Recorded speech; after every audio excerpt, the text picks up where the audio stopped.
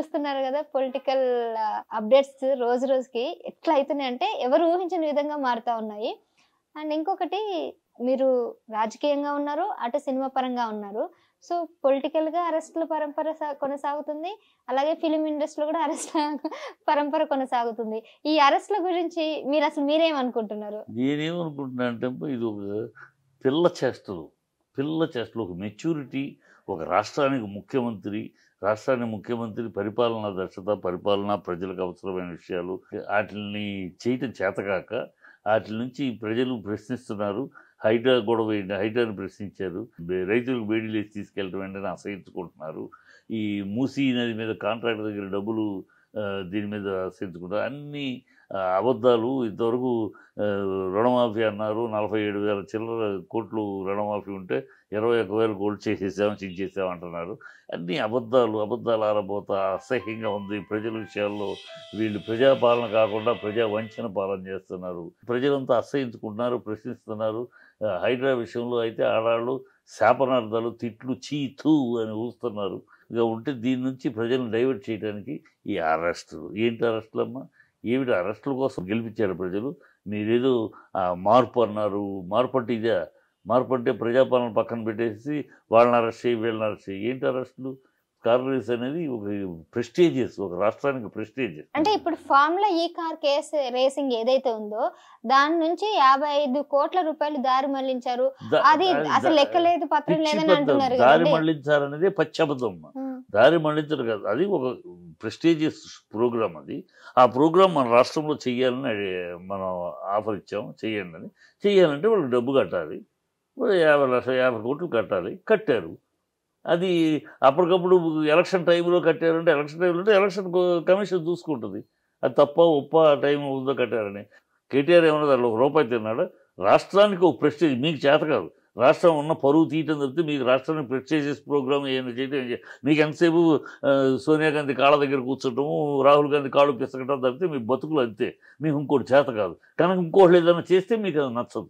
మీకు మిగతా ఏదైనా కావాలంటే కమిషన్లు వచ్చే ప్రోగ్రాంలు అయ్యి ఉంటే అవి చూస్తారు మీరు.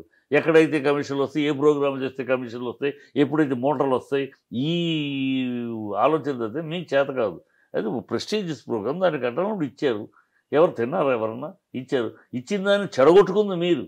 మీ చేతకంతరం వల్ల వాళ్ళు వెనక్కి వెళ్ళిపోయారు. You got every right. ప్రభుత్వానికి, గవర్నమెంట్కి వాళ్ళు నడిపించాల్సి.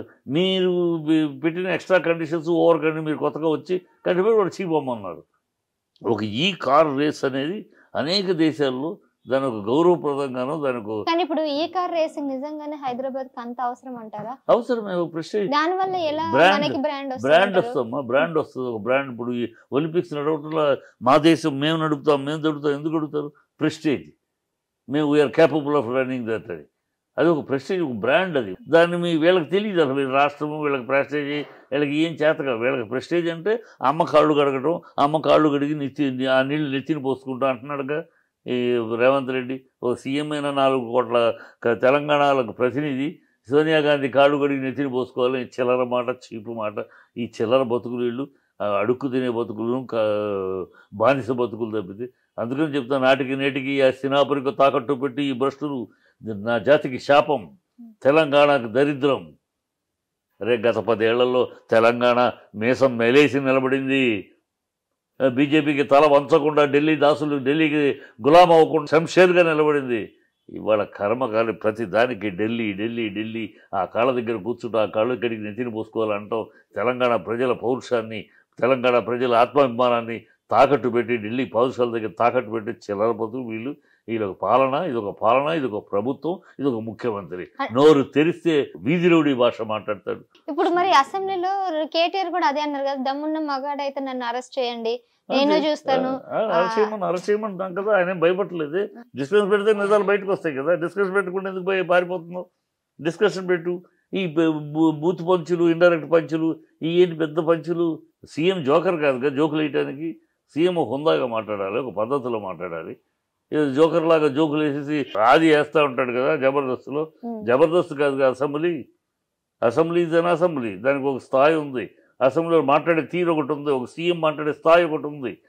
ఏమి లేకుండా జబర్దస్త్ ఆదిలాగా జోకులు వేసేసి పెద్ద హిట్ చేసామనుకుంటే వాటి నాన్సెన్స్ ఇది. Is this the ruling? Is this the way of conducting affairs of CM? చాలా అసహ్యంగా ఉంది. సబ్స్క్రైబ్ చేయండి. Please do subscribe to. Please like, share and subscribe to top Telugu TV. Top Telugu TV. Top Telugu TV.